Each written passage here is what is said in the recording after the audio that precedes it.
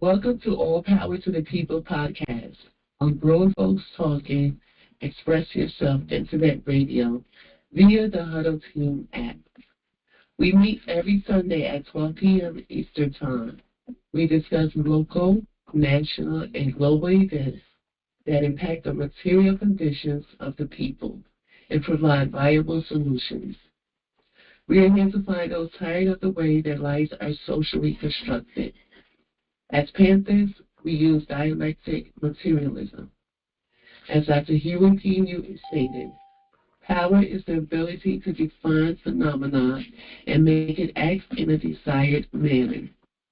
From combating the housing crisis to police patrols, we are the vanguard in place to serve our communities. The purpose of this program is to highlight contradictions in the electoral process, which Western culture calls politics. Politics is the struggle for resources. Participating in America's electoral process has only taken resources from the people and handed it to the oligarchs and the professional managerial class that serve them by maintaining the status quo through coercion. We know that power lies with the people, and it is our duty to organize and educate the community so that they can fight for their own liberation. So please, join us every Sunday at 12 p.m. You can join by downloading the Huddle Team app, join online, or call in. The app and joining online is free, but if you call in, standard messaging rates may apply. Links to the show will be provided in the caption. This is General Secretary Patience of the new African Black Panther Party, NABPP North. All power to the people.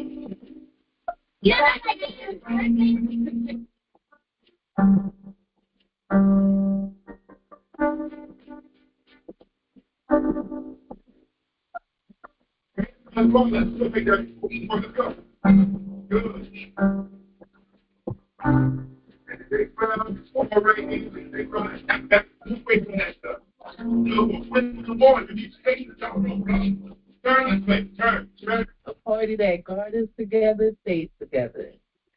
This is the People's Garden. We are setting up.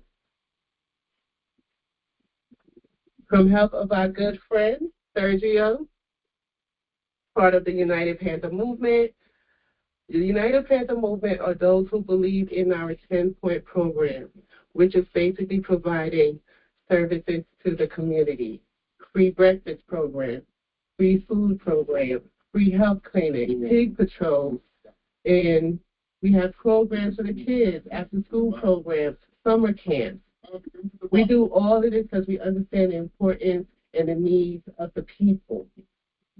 So we're planning the community garden. This is a garden for the people. But we need help. We need help from you guys. So join the United Panther Movement. To learn more, contact General Secretary Patience at 862-283-9917 or email patiencerow@yahoo.com. That is in PANCEROW@yahoo.com.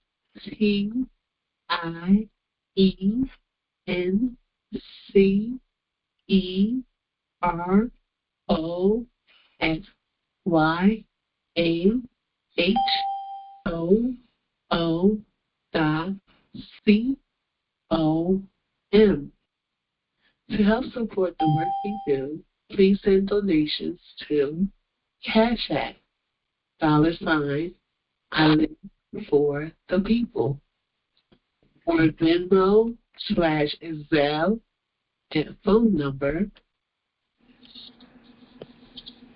862-283-9917.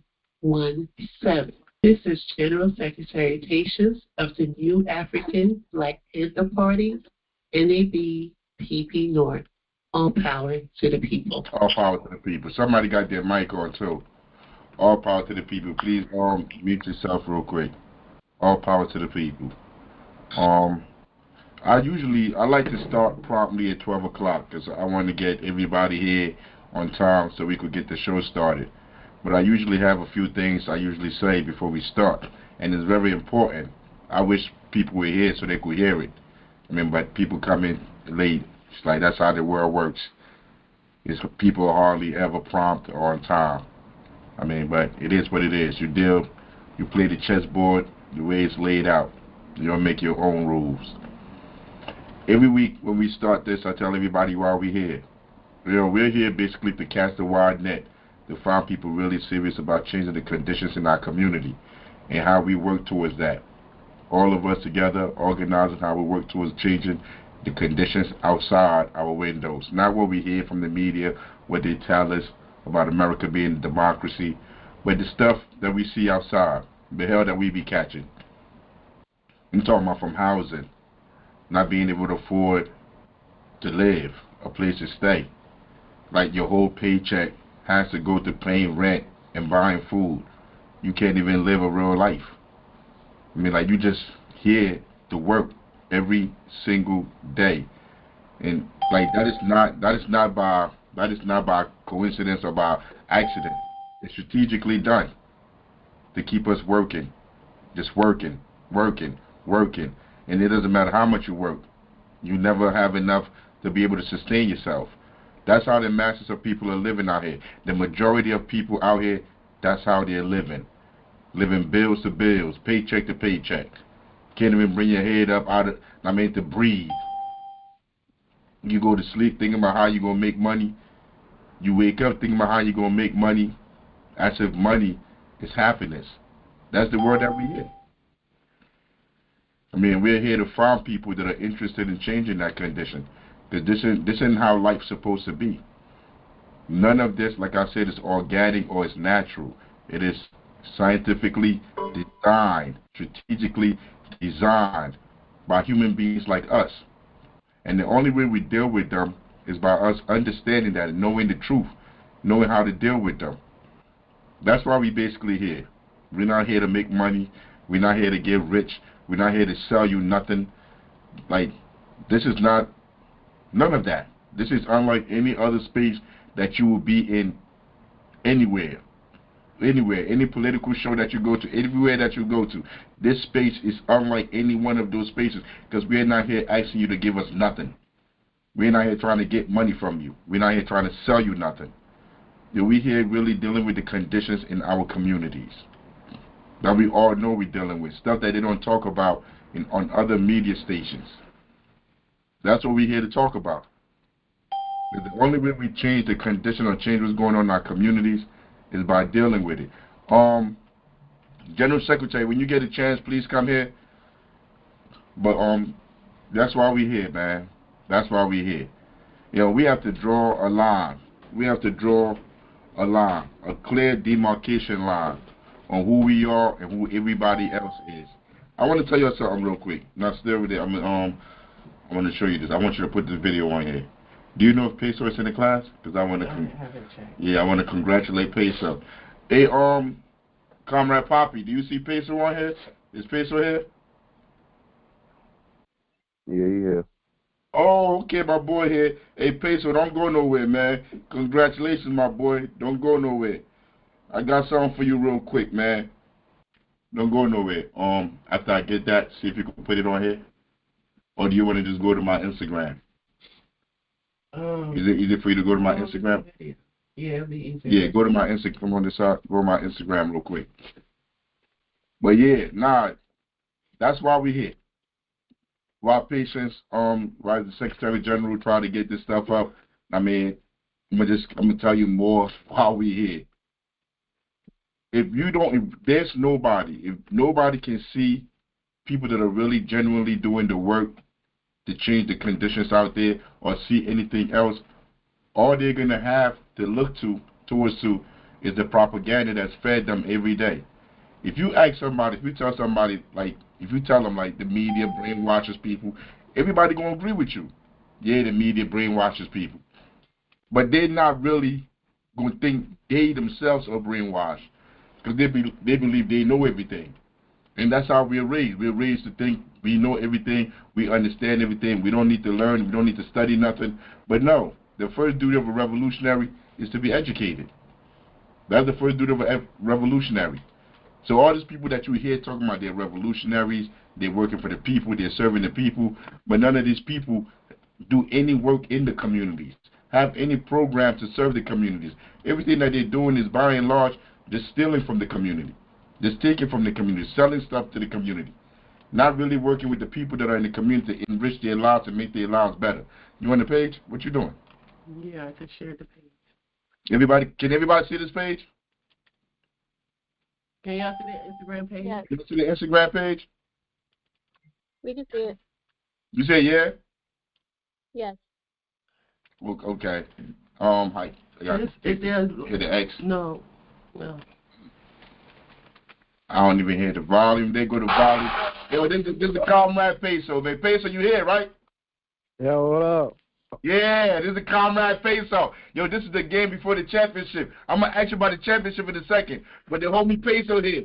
We're going to give him his right now. They go Peso wilding out there, huh? Head fake. Take him to the bar. Let's go, N1. Come here. Take him up top. Head tap. Come here, boy. Come here, boy. You should have tapped your head on that one. You tapped it first. You tapped it first. Okay, let's go, no socks. Oh, give me that. Give me that. This is a game before the championship game, bro. Championship game. Yo, that's how you represent, Peso. Let's go. Can't stop you out there. Man, you better be dunking this. Oh, you pulling back? I thought you might have hit that. Oh, it's coming back. It's coming back. Hit him with that. Oh. Switch hands on him. Switch hands on him. Hit him with the three. Got him. Let's go. Let's go. Hey, nobody be hyping that Peso about his own play. Let's go. Another three. Show him, Peso.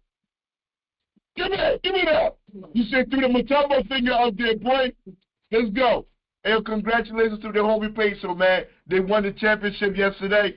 Hey, Peso, you hear me? Yo, thank you. I really appreciate it. Yo, we ain't done, bro. Hey, yo, I wanted to take this whole ride with you, bro. Yo, we was going to travel and everything. Hey, yo, man, the coach sent the pigs to the house, and they told us not to come to any more games, bro. So we stopped going to the games. After the last game we went to, the motherfucker sent the pigs to the house on Peso. I mean, I don't know, he probably don't like that Black Panther wave. But I ain't want to tell you that, to distract you from what you're trying to accomplish, you heard? Yeah, that's weird as hell. I ain't gonna lie. But we ain't going to talk about that right now. I ain't tell you all this time because I want you to accomplish what you wanted to accomplish, you heard me? Word. Yeah, I ain't want to detract you, man. And you went out there, you did it, bro. Yo, I'm proud of you, man. I'm hella proud of you. I would have came and chill with y'all last night celebrating, but that look weird. I'm too old, you feel me? Nah. Word up, bro. Yo, I feel so good about that, man. Yo, I'm so happy for you, my dude. Yo, the whole time, yo, I was sitting here mad as hell. Like, I wanted to choke McFlurry, bro. But I'm like, yo, I'm going to just hold this in, and I'm going to let my man Fezzer do his 1-2, man. Yo, I am so happy for you, bro. Yo, how you do last game?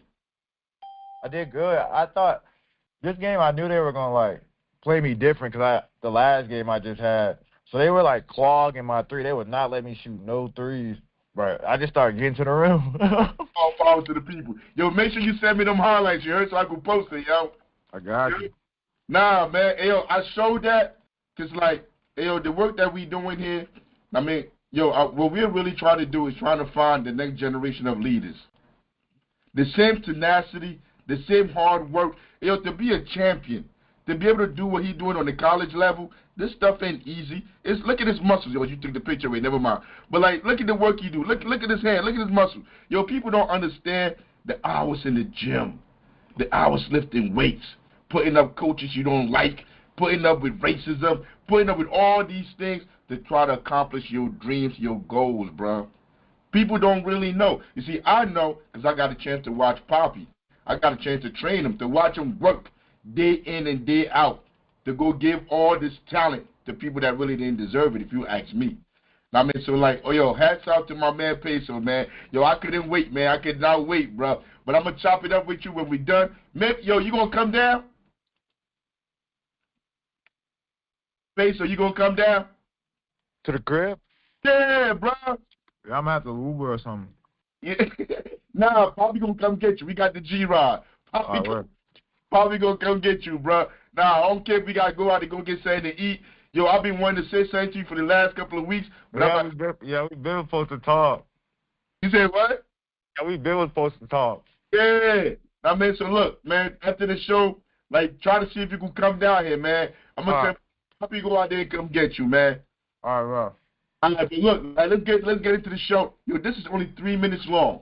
Everybody talk about the Red Book. When you go in organizations or when you go any place where they're talking revolutionary talk, everybody know about the Red Book. Yo, in this space, education is paramount. Education is big. This video is this is chapter 7 of the Red Book. It's only 3 minutes long. I need you to listen, because when I cut the video off, yo, I want people to tell me what they heard from the video. I mean, because we are socialists, we are Marxists. We believe it takes the people to change our material condition. The people, nobody else. Not celebrities, not entertainers, not politicians, not the government. None of these people are going to solve our issues. We have to do it ourselves. And we read stuff like this to learn how to do that. So after I play it, I'm going to stop it a few times. I'm going to ask out there who wants to explain or who wants to tell me what they heard. I mean, let's go. Let's get it. Chapter 7. Dare to struggle and dare to win. Quote, people of the world, unite and defeat the U.S. aggressors and all their running dogs. People of the world, be courageous, dare to fight, defy difficulties, and advance wave upon wave. Then the whole world will belong to the people. Monsters of all kinds shall be destroyed. The Communist Party of China, having made a clear-headed appraisal of the international and domestic situation on the basis of the science of Marxism-Leninism, recognized that all attacks by the reactionaries at home and abroad had to be defeated and could be defeated. When dark clouds appeared in the sky, we pointed out that they were only temporary, that the darkness would soon pass and the sun break through. All right, so talk to me. It's only 3 minutes long. Talk to me. Anybody want to say something about what we just heard just now? That's 50 seconds. Anybody got something? Yeah. What you got? It's basically saying like when you go through adversity, you just keep fighting. Like keep doing what you're doing. Like you just said with going back to P5. Like all the times, all the struggles, all the stuff going up, put through the coach, going through that, but just still stay in the course and, just stay in the course, and then we're gonna win that championship. Like if he clock out early, then you don't know if you ever see that championship day or even receive that championship trophy. But you just sticking through your tasks and being disciplined. That dark cloud is going to turn to sunshine one day. All power to the people. All power to the people. That is what he's saying. But who he's saying that to?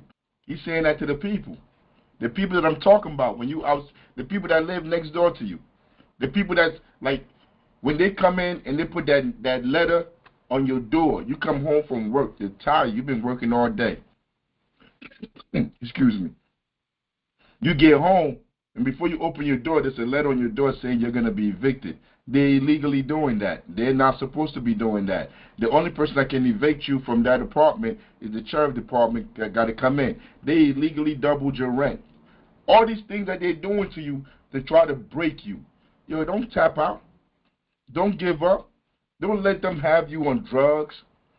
Have you going out there trying to do things that you ain't supposed to be doing to put yourself in situations that you don't need to be in. Don't tap out. You got to keep fighting.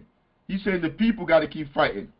We all got to keep fighting. And how do we fight? We fight by organizing, by coming together to work together as one. That's the only way you defeat these people. And that is what the Red Book, Chairman Mao, everything in the Red Book from chapter 1 to now is all advising the people on how to stay strong.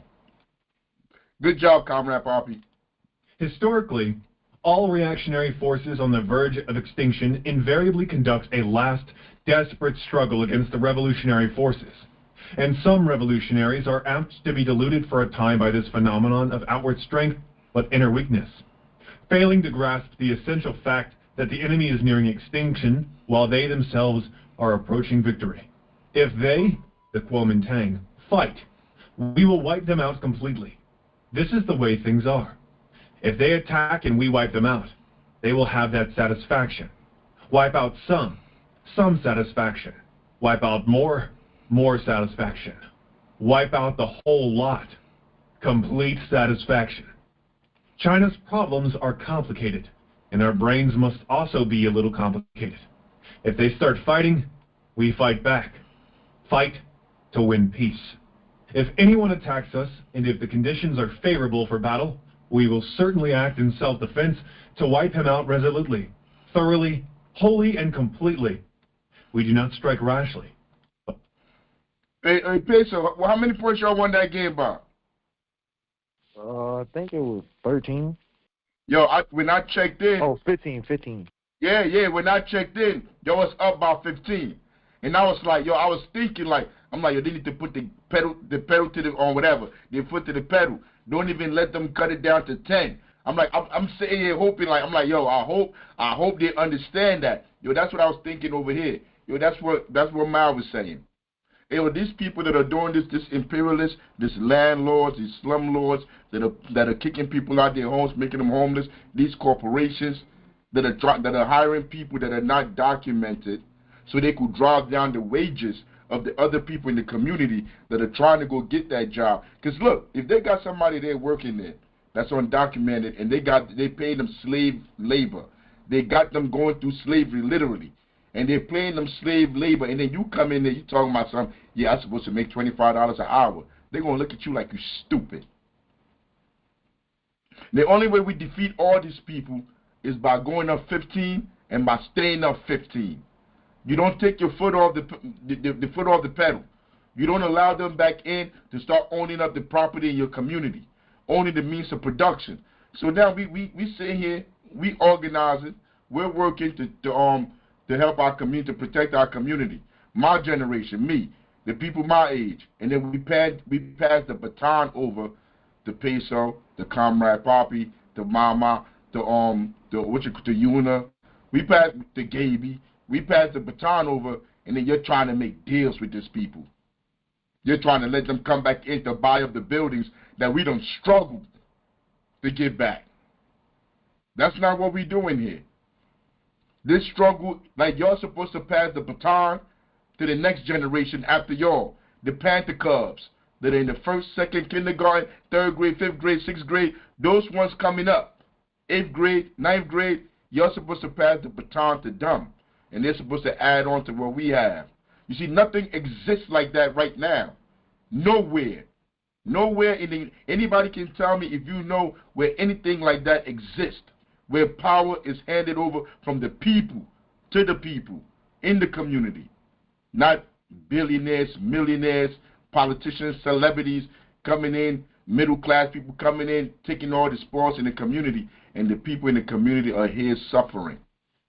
Because everybody needs to understand, when the pastors say they're here working for the community, we're working for the least of these, the people at the bottom. The people that if you give them $5,000 right now, they'll be real happy. It will help them. It will help them pay their bills. It will help them put food in the refrigerator. It will help them take care of their kids. These are the people we're fighting for. We're not fighting for millionaires. We're not fighting for people that live in the suburbs that are already good, that don't care about the people on the bottom. Because that's where we come from. We from the bottom. I'm the bottom. You can't get more bottom than me. Yeah, I got the degrees. I went to college. I did all, so what? I'm at the bottom. I I never turned my back on my class. That's why I never took them jobs. That's why I don't work at City Hall. I don't work for a private company. No, I work for the people every single day because we're not going to give up. My life is dedicated to the people. The same thing, I'm sitting here talking to the homie Peso, to the comrade Peso. Yo, there was a Manny before Peso. There was a Hazim before Peso. There's a whole bunch. Yo, we've been doing this for almost 20 years working in the community. When we say you got to draw that line where, like, yo, I'm not going to go down to City Hall and go beg them for nothing. Because I understand going down there to go beg them, that means I got to give a piece of myself. I got to give some integrity. Because those are the imperialists. Learning how to survive without begging them for jobs. We know how to do that. We've been doing it. We've been doing it. Almost 20 years now. There are a lot of names, but all of that is part of holding that line. Part of passing that baton. Casting that net to find people qualified enough to pass that baton. Because we're not passing this baton to just anybody. This ain't going to just anybody. This is going to people that we know deserve to carry the baton. And that's what Mom is saying right here. This is a protracted struggle. It's a long struggle. You got to be willing to stand firm. But when we do strike, we must win. Oh, yeah. And when we strike, we must win. We must win. But ain't no striking, ain't none of that. You're not doing nothing if you're not organized.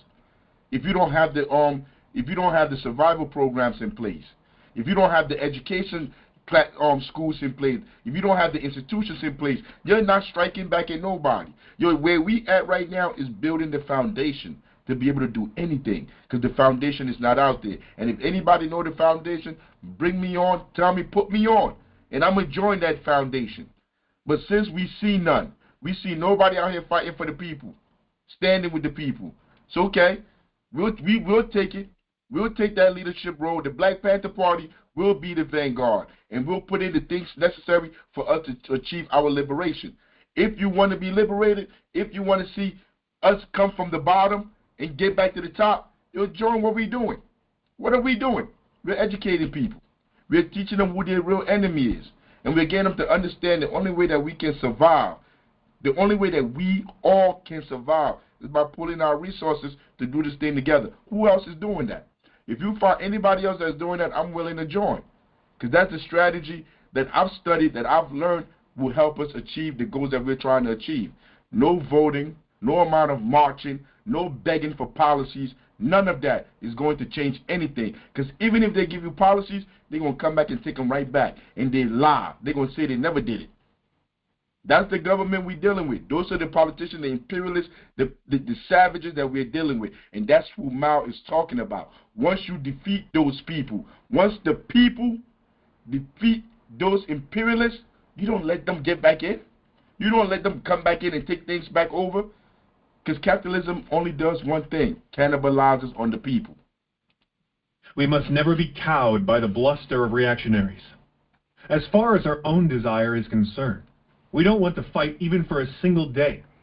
But if circumstances force us to fight, we can fight to the finish. We are for peace. But so long as U.S. imperialism refuses to give up its arrogant and unreasonable demands and its scheme to extend aggression, the only course for the Chinese people is to remain determined to go on fighting side by side with the Korean people. Not that we are warlike. We are willing to stop the war at once and leave the remaining questions for later settlement. But U.S. imperialism is not willing to do so. All right, then, let the fighting go on. And that's another thing. If somebody else want to chime in, you can chime in. But I want to say something about that real quick. Just because you say you're a communist, that you don't believe in war, that you don't believe in going to take over people's lands, take over people's resources, that don't mean you're scared to fight. That don't mean you're a coward. When we fight to the end. We fight to stop people from oppressing us, to stop people from taking our resources. You're not going to sit there, after we organize, put everything together, and then people come in and say they want to try to take all the stuff that we've built, the schools that we've built, or everything that we have. They say they're trying to take it, whatever they want to call it. however, whatever capitalism term they want to put on it, on them coming in to steal our stuff, we're going to fight you. We're going to fight you to the death. We're not allowing you to take our stuff. That doesn't mean we are the aggressors or we're evil. No, it doesn't. Every human being reserves the right to fight for what's theirs.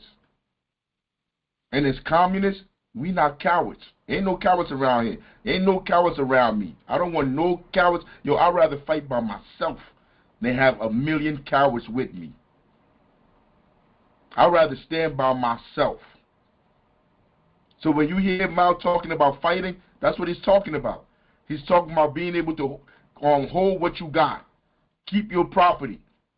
I mean, like, who would let somebody just walk into their house and take their stuff? Rape their wife, do whatever they want to do. Like, nah, that's what America do. That's what the West does. That's what these countries do when they say they're going to spread democracy. They're killing people. They're raping. Even in Palestine, there's reports of them raping people over there, men and women. You don't just stand there and take that. You deal with them. You do what you must. However many years U.S. imperialism wants to fight, we are ready to fight right up to the moment when it is willing to stop. Right up to the moment of complete victory for the Chinese and Korean peoples. We should rid our ranks of all impotent thinking. All views that overestimate the strength of the enemy and underestimate the strength of the people are wrong. The oppressed peoples and nations must not pin their hopes for liberation on the sensibleness of imperialism and its lackeys. They will only triumph by strengthening their unity and persevering in their struggle. No matter when this countrywide civil war breaks out, we must be well prepared. If it comes early, say tomorrow morning, we should be prepared. That is point one. In the present international and domestic situation, it is possible that for a time the civil war may be kept restricted in scale and localized. That is point two. That is point two. I don't even see where point one is at, General Secretary. I'm supposed to read the last part. There was a last part that come with it. Do you remember what page it was on? Huh? But what page was that? You don't remember? No, because I got to read it. It's important. It's important. All right. Point one is what we should prepare for. Point one is what we should prepare for. Point two is what has existed for a long time. In short, we must be prepared. Being prepared, we shall be able to deal properly with all kinds of complicated situations. We must be prepared. You got to be prepared. How do you get prepared? By studying. By studying and putting the institutions in place to be able to handle the task at hand. I told you that a few minutes ago. That's what our job is, to build the foundation. To build the foundation, pass on the baton, and the baton is carried generation after generation. That is what our duty is. I don't know anybody else that has built the foundation, the NAACP, the whatever, all these fake organizations, the Urban League, all of these organizations are counterintelligence. Are counterintelligence by those that are oppressing us. And how do I know that? Go look who's funding them. Go look who's funding the Urban League, the NAACP, and all these alphabet groups that they say are in our communities to help us, but have done nothing. Generation after generation after generation. The Urban League is right there on Central Avenue in Newark. If you don't know, they have an office on Central Avenue. They get millions of dollars to that office. Go check and see how much the people that work in there make. I'm talking about these people that are supposed to be in the community helping us out. These CEOs that run these organizations. All that money is going to them. While they come in there and they tell people to come in there and get financial literacy classes. As if you learning about finance is going to change the fact that you have none. You have no ability to get none. The jobs is not paying enough. So you just going to their financial literacy class to learn that you ain't got nothing. That's what them people do. That's what they teach you. That's what they talk about. They're here to help our community do. They have no programs. They educate no one in the community. But these are the people that they're telling us are our leaders. These are not our leaders. It's time we draw a clear line. No politician is here to do anything for you. None. All week, I sift through all the media outlets, every space, like for me to get information to be able to bring back here. and they're all liars. Even the ones that say they're Democrats, they're for the liberation of people, at the end of the day, they push you right back into imperialism.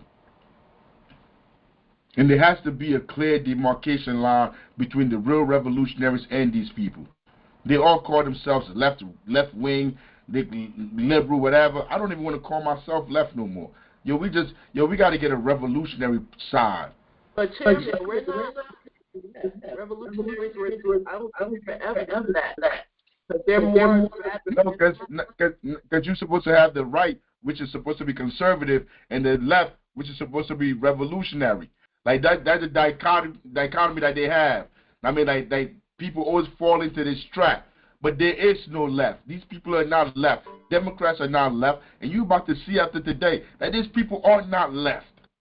Nothing they do is different from what the reactionary Republicans do. In fact, they have made the Republicans look like they're the left. That's the world that we're living in right now. This is our epoch right now. It is so stupid right now, but if you don't understand the 90s, if you don't understand the 80s, you don't understand the 70s, you don't understand the 60s, you don't understand the 50s, if you don't go back and read history and understand history, you're not going to understand what's going on right now. Because I can tell you, I can show you like I'm about to show you, but you're not going to get it if you don't do that, if you don't do the work for yourself. They're going to just be leading you by the nose, just feeding you whatever they want to feed you. This is what's been going on. Is this the video where he asked him if he got a suit? Yes. Hey, this has been going on, like I told you. We're here. We believe in political education. We believe in education. And if you're watching what's been going on this last week with Donald Trump, Ukraine, the war in Ukraine, if you've just been watching this week, like you really don't understand. You really don't know what's going on. You don't understand how buffoonish these people look, how ignorant these people look. If you're just looking from the outside, and this is your first time really seeing what's going on, you think, oh my God, look at Trump and them, look at the Republicans. They're really against war. That's what you would think. And the way they played it out, man, that's how it looks to people. And when I listen to all these media outlets that's supposed to be giving out the news, they regurgitate state talking points, what imperialists want you to think. Let me play this video real quick. That's Donald Trump, the president of America, and this is Zelensky, the president of Ukraine. They had a meeting this week about what they were going to do going forward, because Trump is the president now in Ukraine. Well, Trump's the president of America, but what they're going to do about the war in Ukraine with Russia. Why don't you wear a suit? Why don't you wear a suit? You're the highest level in this country's office, and you refuse to wear a suit. You see how everybody's laughing? They're all laughing. Look at Marco Rubio. At one point, I used to think Marco Rubio was the dumbest person in any room he walked into, because Marco Rubio used to come on. He's a Republican. He used to come on. I used to hear him talk about Cuba all the time. And he used to talk about how Castro was evil, how communism is evil, and all of this. And what he really wanted was for Batista to stay president in Cuba, so they could keep their whorehouses, they could keep exploiting the people of Cuba, and they could just have Cuba an island for rich people to just come in there and rape people and steal and leave and go back to their country. But Castro kicked all those people out, and he opened up Cuba to the people. I mean, they had a revolution in Cuba, and he took over. And Rubio is the descendants of those slave masters that were in Cuba. So Rubio always talking crazy about Cuba, and I've been looking at him like, this dude is retarded. Well, excuse me, I know you can't say the R word no more. But I really thought like someone was mentally wrong with him. But now, look at them. You hear the question that reporter just asked the president of another country, why don't you have a suit on? Because you got to have a monkey suit on for you to look like you're responsible. I mean, but it's so deep, because I'm not even taking up for Zelensky, because Zelensky, like, everything he's doing is an act. He's an actor. You see, right now, I'm supposed to play that video of him when he was an actor doing all those dances and stuff. I mean, all that stuff. I should have put that video in here. But it's part of this video, Chairman. Are they going to show that in this video too? I'll put a clip of it in the video. But anyway, but the reason why he's trying to act like he don't have a suit on because they're at war. So that's supposed to be his war suit right there. Boy, never probably been to the front lines. Ain't never gonna go to the front line. He never bust a grape. He probably could have slapped cheese on a sandwich. But he coming in there trying to act like he tough. I mean, that's it. But dude asked him, a reporter, he said, why you ain't got a suit on? Because that's how ignorant these people are. In the last chapter, Ma was telling us about how these paper tigers, how they're stupid, how the generations later, like they're going to be so dumb and ignorant. And that's why he called them paper tigers, because they're not really fighting for the people. And after a while, you're going to see it. It's going to be represented in the generation that they produce after them. Look at this imbecile. He's a reporter. Out of all the questions you could ask in the world, the only thing that's bugging you is he don't have a suit on. They're paying, whoever's hired this guy as a reporter is paying them probably millions of dollars. And like he is so mad. This is the arrogance. This is the arrogance, bro. Let's see, you own a suit? Yeah, problems. A lot of Americans have problems with you not respecting the demands of this office. I will wear costume after this war will finish. Okay. Yes, maybe one. Maybe something like yours. Yes. Maybe something better. I don't know. Yeah. We will see. Maybe something cheaper.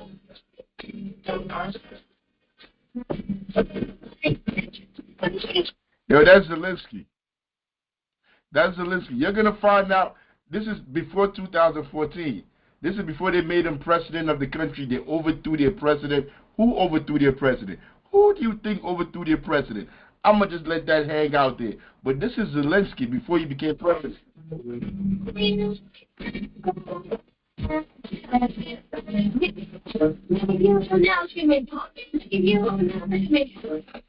When you think Trump is an imbecile and he's president now, yo, they can make anybody president. Yo, all these politicians, these council people, these Congress people, these mayors, yo, they're just like Zelensky, bro. They make anybody sit in these offices because they really don't, the power's not coming from them. The power's really coming from the people that fund them. So when you see Zelensky sitting there arguing with Trump, the average person is like, bro, like how you sitting there arguing with the president of the country that's supposed to be here helping you for you to go fight a war against Russia, a superpower? But Zelensky belonged to different oligarchs. Zelensky belonged to different corporatists. Remember like Joe Biden? Joe Biden gave him all those millions, billions of dollars that they sent over there. The people controlling Biden sent that money over there, not Biden. Biden was cooked. Biden ain't even, yo, I don't even know if Biden is alive right now. You know, if you haven't heard nothing from Biden, if they take a camera to Biden, he probably can't even get 2 words out. He'd be slurring. That boy gone. All them limitless pills they was giving him, ain't no more limitless pills. He done up right now.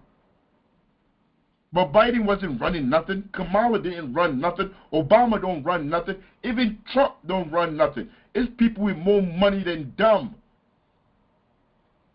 When you want to understand politics, understand this, what we're dealing with, you must know all these people right here are front people. One thing, Chairman, Go ahead.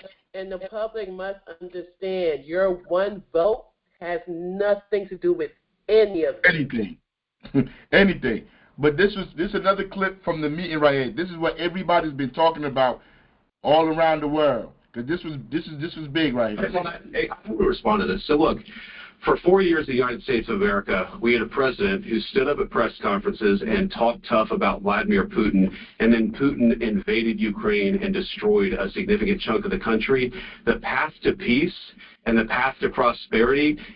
I want you to remember what he just said. Putin invaded Ukraine. I want you to remember that.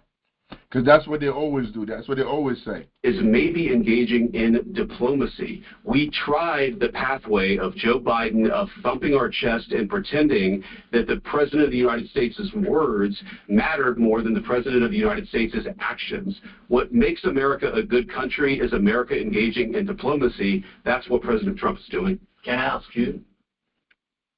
First of all, what he just said, he's a Republican. If you go look into that dude's background, he's probably as racist as the racists come. He's a Republican, but listen to what he just said. He said what Democrats are supposed to be saying. Diplomacy. Not thumping on your chest. That's how Democrats used to talk. This is a Republican in a Trump White House. You see how bad Democrats have gotten? That he's in the Trump White House and he's talking, sounding more progressive than Democrats, sounding like he has a brain, more intelligent than Democrats. I never thought, that's the one thing I thought Democrats always had over Republicans. They were always smarter. They always knew history, because Democrats were trying to support things that, Republicans were trying to support things that couldn't be supported. You can't support a lie. And Democrats at one point used to make them look so stupid. But listen to him. Democrats sound like the stupid ones now, supporting wars that they know they can't win. Sure. Yeah. Okay. So he occupied our parts, big parts of Ukraine, parts of East and Crimea. So he's talking about what you call it. He's telling them what Russia did. So now they at the White House and they're having this conversation. Because look, you got to understand. This is supposed to be propaganda. They're supposed to be showing how smoothly, they work internationally with their allies to accomplish what they're trying to accomplish, whatever they're trying to steal around the world. But this is supposed to come to the American people. You're supposed to be watching at home, and you should be like, oh, they got everything together.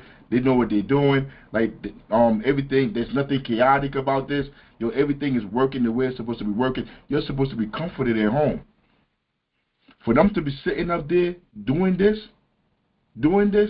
it speaks volumes to the chasm that has grown within the power elite.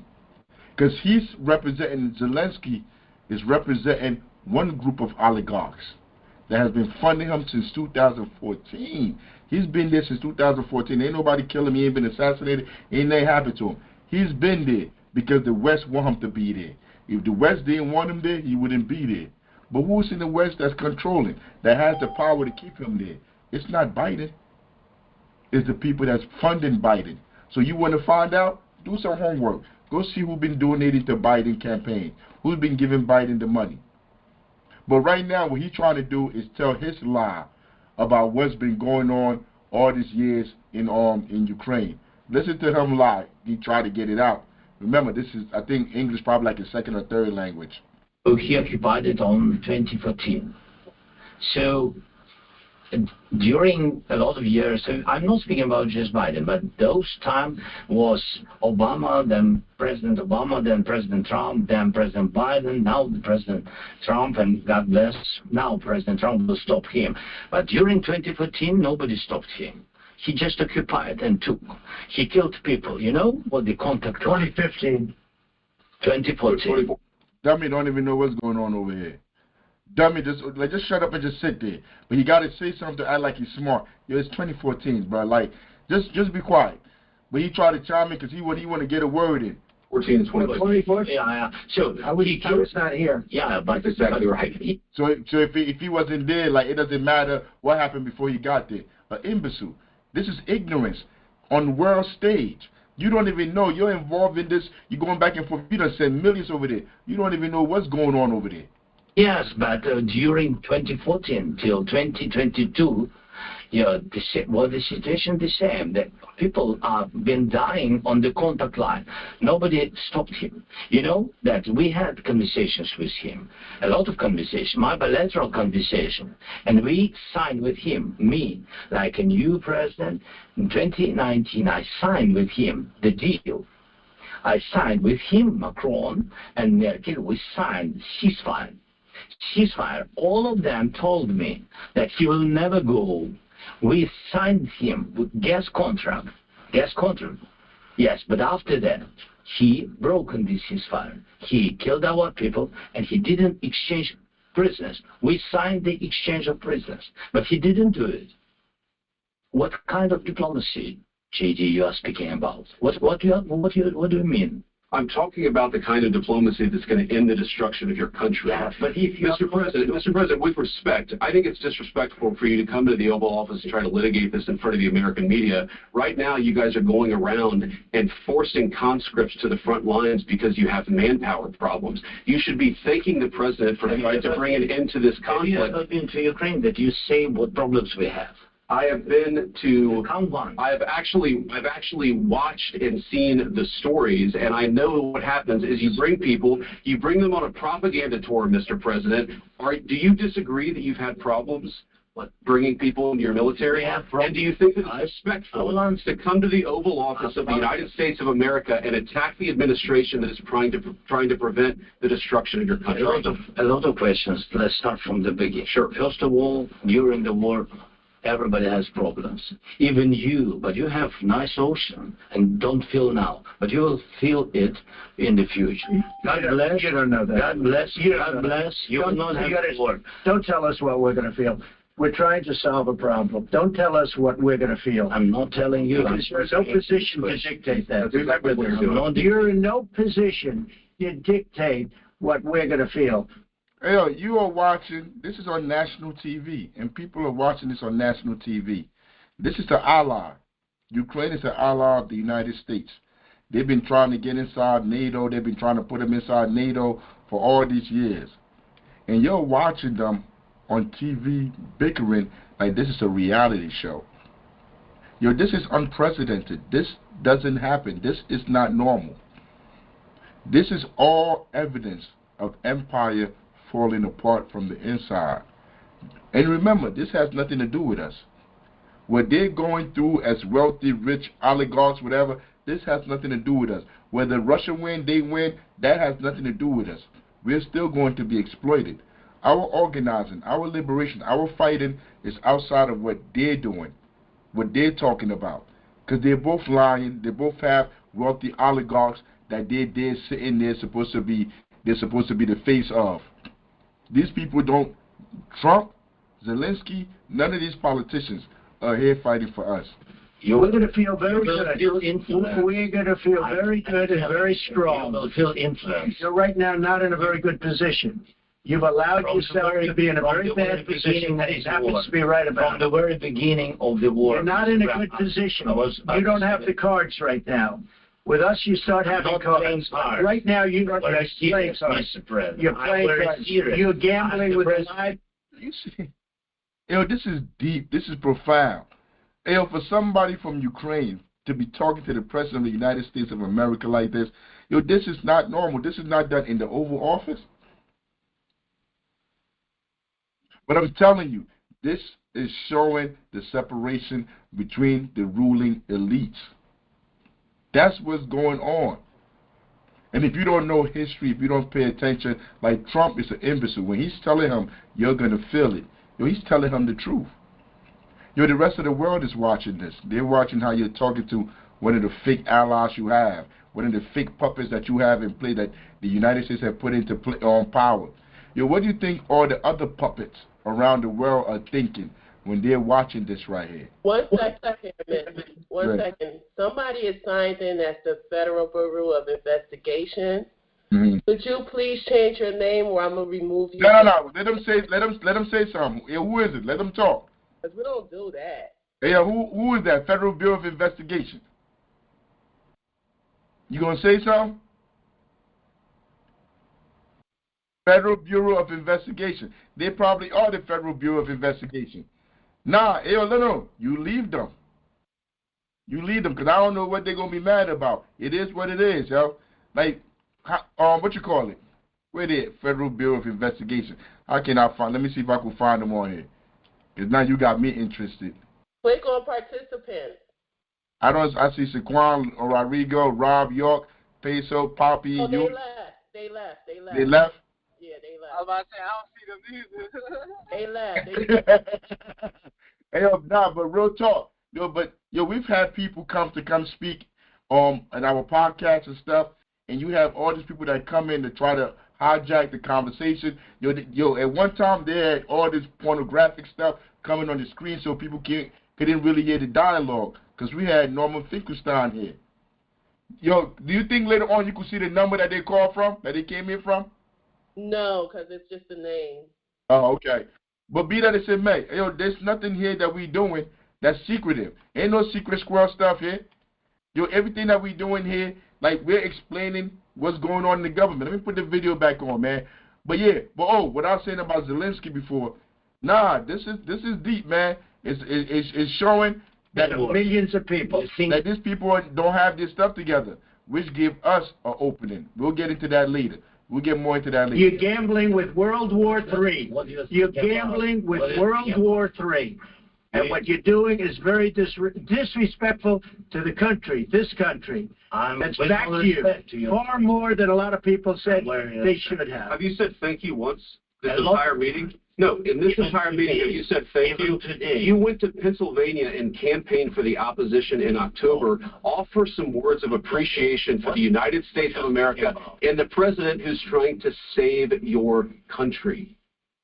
Please, you think that if you will speak very loudly about the war, you He's not speaking loudly. He's not speaking loudly. Your country is in big trouble. No, you've done a lot of talking. Your country is in big trouble. I know. You're not winning. You're not winning this. You have a damn good chance of coming out okay because of what I said. We are staying in our country, staying strong from the very beginning of the war. We've been alone, and we are thankful. I said thanks. You haven't been alone. Cabinet. You haven't been alone. We gave you, this stupid president, $350 billion. You voted for your military equipment, and your men are brave, but they had to use our military. What about if you didn't have our military equipment, this war would have been over in 2 weeks. In 3 days. I heard it from Putin. In 3 days. This is something maybe less. In 2 weeks. Of course, yes. It's going to be a very hard thing to do business like this. I tell you. Just say thank you. I said a lot of except that there are disagreements, and let's go litigate those disagreements rather than trying to fight it out in the American media when you're wrong. We know that you're wrong. But you see, I think it's good for the American people to see what's going on. I think it's very important. That's why I kept this going so long. You have to be thankful. You don't have the cards. And that's the ignorant part about Trump. I think this is beautiful for it to go out there, for the American people to go to see this. It's not good for the American people to see that their government is not cohesive. Because people are watching this. People are alarmed. Like, you have a whole segment of the country that don't support Trump. They've been on social media. They've been on news. You got CNN, MSNBC, all these people that have been using this as propaganda to get people riled up. You see, Trump is only working. This right here is for the people that support Trump, that support his ideology. That's what he's doing. That's why they set up this whole thing right here. For those people. You see, but Trump is not a savvier politician as Obama. To understand, you got to try to pull the wool over everybody's eyes. To understand how to do this stuff right here in back doors. You don't do it out here. In the front, when you come out here. See, that's why they didn't want Trump to be president. Because Trump exposes all of this. You telling me this is good for imperialism? For them to be fighting with an ally on national TV for the whole world to see? You telling me this is good for imperialism? You think this is good for imperialism? There's no way this is good for what they're trying to accomplish. This only breaks apart the bond that they've created with all these fake puppet leaders around the world. You're buried there. Your people are dying. You're running low on soldiers. Listen, you're running low on soldiers. It would be a damn good thing. And then you tell us, I don't want a ceasefire. I don't want a ceasefire. I want to go, and I want this. Look, if you could get a ceasefire right now, I tell you, you'd take it so the bullets stop flying and your men stop getting killed. Of course, we want to stop the war. But I'm saying you don't want a ceasefire. But I said to you, I want a ceasefire because you get a ceasefire faster than an agreement. Ask our people about ceasefire, what they think. That wasn't with me. That wasn't with me. That was with a guy named Biden, who was not a smart person. That was with Obama. It was your president. Excuse me. That was with Obama, who gave you sheets, and I gave you javelins. Yes. I gave you the javelins to take out all those tanks. Obama gave you sheets. In fact, the statement is Obama gave sheets and Trump gave javelins. You got to be more thankful, because let me tell you, you don't have the cards. With us, you have the cards, but without us, you don't have any cards. Yo, like that's basically just admitting that war is a proxy war. In the United States government, these politicians have been funding a proxy war. Yo, everything they're doing is illegal. This is illegal. This is illegal. You're not supposed to be funding proxy wars, using other countries to go fight your wars. And that's what he just admitted. Without our jack, this is important because it goes to show the date in which they made the deal that NATO would not expand east. You saw all those countries on the map. That's NATO. All those countries that I showed you, all those 9 countries that I showed you from 99 to 2004, and how they continued to try to come closer and closer into to Russia. But there was a quote by James Baker. He reported on here. It's somewhere in here. I'm gonna have to go through and read the whole thing over for me to be able to see it. I don't feel like going through to read the whole thing for me to see it right now. I don't want to keep y'all waiting. But it's a quote in there where James Baker said, and after this, I'm gonna go through and make sure I highlight it before we post this on the platform. Where James Baker told his Russian counterparts that we would not expand the bases east. That's what he told them. This was in 1990. That's what he told them that. Yo, but in 2014, when the New York Times interviewed Baker, Baker said he never said that. And it's pissing me off because I really want to show that he said it. Hey, General Secretary, while I'm going to the next story, please go back to this and see if you could read through it and see where he said that, where he said they wouldn't expand east. Yo, if anything, just put Baker on your Google thing. Put Baker and wouldn't expand or whatever, wouldn't expand east. All right, so that's what's been going on. That's why they're fighting the war that they're fighting in Ukraine. Because they made a deal. They made a deal with Russia, and they told Russia that NATO would not expand east.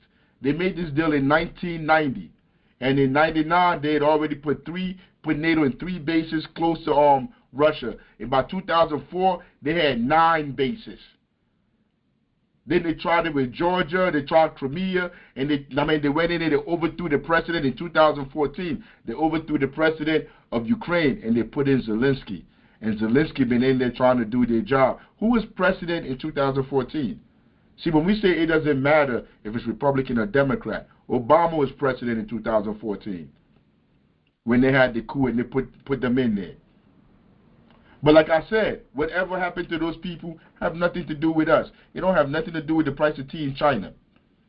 It don't have nothing to do with the people outside that you see homeless everywhere.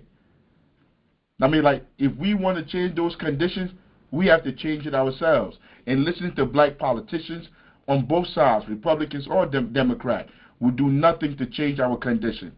We got to do it ourselves. We got to get into the communities and organize each other for us to pull our resources together to be able to work together, build our own institutions. That is the only solution. Look into these politicians, like in New York. Listen to Eric Adams last week. This is a biblical moment. You know, when Jesus was on the cross, he said, God, forgive them, for they know not what they do. All these Negroes were asking me to step down. God, forgive them. Are you stupid?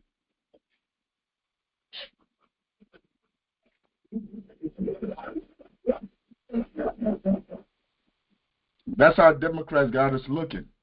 Like complete fools and idiots. All these Negroes. Yo, you think he would ever stand up there and talk about the Jews like that? You think he would ever go up there and talk about white people like that? I doubt he wouldn't even go up there and call, Spanish people the spick word. But you could go up here and talk about black people and use these terms like they're nothing. They don't mean anything. I mean, they go another one. These are all the people that are a platform. The politicians, black politicians that are platform as if they're leaders of our community. This one right, Miss Crockett, Jasmine Crockett, all these people are millionaires. Millionaires. They don't care about you. They don't care about me. They don't care about us over here. But these are the people that they put on TV. You see them on all the Democratic station, the platform that they control, acting like these people are fighting for us. Yo, she look like just somebody from the hood, like somebody outside, with the mind of somebody from the hood that's outside, uneducated, weave, eyelashes, long nails, just, oh my God, this is a stereotype of what a black woman is. And then they go up there, they spout the same racist ideology, imperialist ideology, and try to mask it as if they're speaking for one of us. To her, in her mind, that's how a black woman in the hood supposed to look right there, with them nails, them eyelashes, the fake hair, all of that. That is what in her mind representation is. Not politically, not philosophically, not intellectually, but what she's doing right there. And then listen to how she speaks like a buffoon. Listen to her. Somebody wanted to say something? Me, Brother Africa now. You know some of them men like the way she look. And the men that like no, you're 100% correct. And the men that like the way she look, the way she sound, the way she behave, those not the men that she want. And the women that behave like that, that's not the woman you want, because nothing good will come out of that. You know, the purpose of us having relationships as black people, the purpose of us having relationships, having families, is to build revolution, to build liberation in those families, because that's the circumstances that we find ourselves in, being exploited, having a boot on our neck. So when you get together with somebody, you're getting together with somebody to build liberation, to fight back for what we once had. Somebody like that. All that nails and the hair and all that stuff. I mean, where you at when we think about consumerism and capital? That comes from who? That's not owned, or all that stuff is not even owned by us. You know, this is the problem I have with it. Now, if it was owned by the hair, okay, black women, as you know, we don't grow hair like that. Okay, we do not grow hair. Let's keep it spade a spade. Okay, those nails. Where do we go get those nails done at? Where we get the hair at? Where we get all the makeup? None of us own any of that. And that's the problem, because I don't understand why, especially those people who have money, can get together and get like a hair, affiliate. We patronize them. If we would not patronize the Koreans as far as the hair and nails, it would bring them to a downfall. And I don't understand why we don't understand that. Now, when I look at her, I like Jay. I think she comes out. It's funny how we will always respectfully disagree, sir, and it's okay because it's all good. But you about to hear her. You about to hear her sound just like one of these imperialists, because that's exactly that's who put money in her bank account. Yo, it's easy for me to understand who's on my side, who's an ally, and who's not. Yo, I look at their bank account, how much money they make, and who paid them. It's really that simple for me to know who's my ally. If you're paid by imperialists and you've been made a millionaire by imperialists, yo, I would be crazy to think you would side with me on anything. I mean, but I'm about to play. But one more thing. Yo, the standard of beauty that she has adapted does not come from us. This is a European standard of beauty that she has emulated, that she has taken on. And when we read Carter G. Woodson, Miseducation of a Negro, that was the first book that we read. Yo, that's what he was talking about. Everything that she has on here, that who she is what the people that are in power, the institutions that are in power, tell her is what beauty is. Her natural hair is not beauty. Her natural self is not beauty. It is the nails, it is the makeup, it is the eyelashes, it is the hair. I don't even know who you are after you take all of that stuff off. Jasmine Crockett, a young rising star in the Democratic Party, claims we are facing an international crisis and potential World War III because Donald Trump is pursuing peace with Russia. Guess what? Russia invaded Ukraine. See what I'm talking about? Remember I told you about Israel, about October 7th? Yo, all she want to talk about is 2001 or whatever, 2001 patients, 2021, when the war started. She doesn't want to go back to 1990 when these deals were put in place. She's going to act like she's stupid. Like, all she know about is 2021. She's not going to go back to 2014. Yo, they call it telling the truth, omission. What is it? How are they? Hold on, wait. The truth by omission. That's what she's doing. Yeah, Russia invaded in 2021. But why did they invade? Is it because the same oligarchs that's putting money in your bank account, that's funding your campaign? Is it because those people also put weapons and put bases all around them, surrounded them, so they felt like they had to they had to act? Is that why? Is that why there's a war over there? She's not gonna go into that. She doesn't care about none of that. All she cares about is talking points. She supports Russia. She supports Israel. She supports all these people that's committing a genocide. A genocide, killing other human beings. And these human beings are like us because they're poor. Because they're poor. They're the masses of people that are exploited by imperialism. But that's the side she's on. It's either you're on the side of the people or you're on the side of imperialism.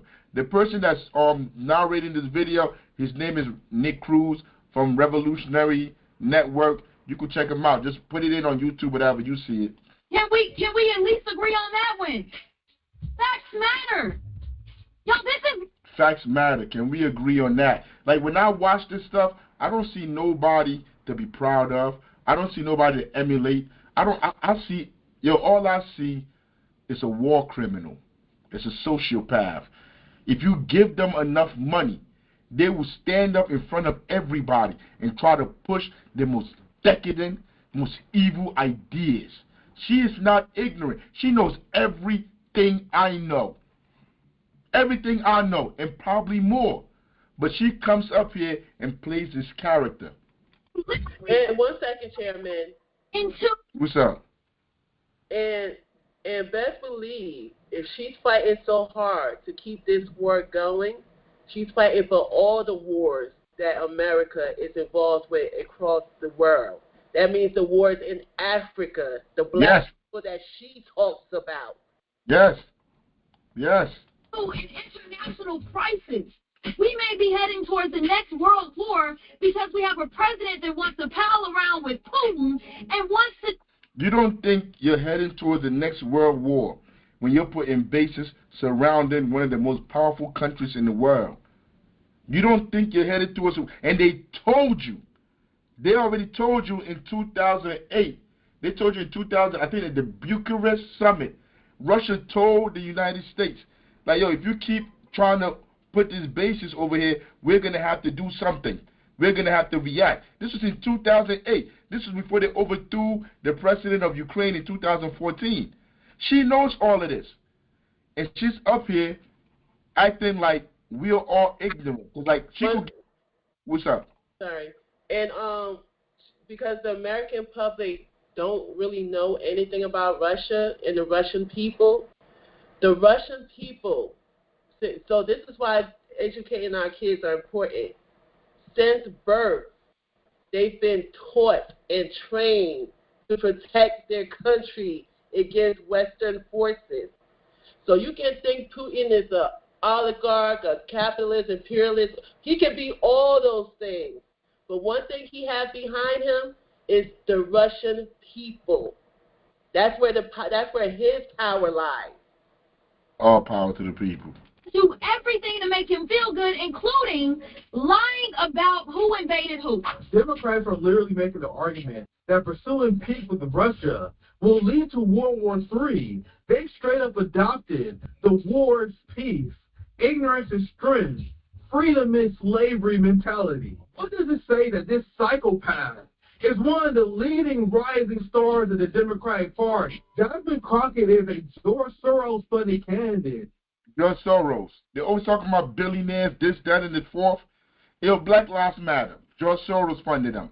All these organizations, all these people that are platform, they're funded by this imperialist, white supremacy, and sometimes Zionist money.